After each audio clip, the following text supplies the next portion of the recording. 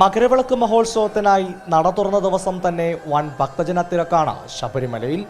വൈകിട്ട് 5 മണിയോടെ ക്ഷേത്രതന്ത്രി കണ്ഠരർ മഹേഷ് മോഹനരുടെ മുഖ്യ കർമ്മത്തിൽ മേൽശാന്തി PN മഹേഷ് നമ്പൂതിരിയാണ് നട തുറന്നത്.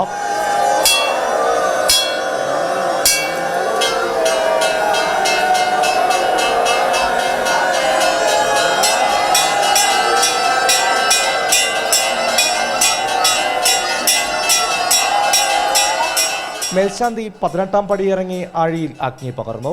തുടർന്ന് തീർത്ഥാടകർ ദർശനത്തിനായി 18ാം പടി ചവിട്ടി തുടങ്ങി.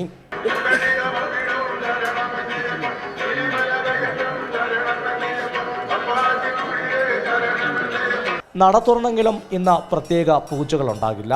മകരവിളക്ക് തീർത്ഥാടന കാലത്തെ പൂജകൾ 3-ന് നിർമ്മാല്യത്തിന് ശേഷമാണ് ആരംഭിക്കുക. 2023 ജനുവരി 15-നാണ് മകരവിളക്ക്. കൈരളി ന്യൂസ് സന്നിധാനം.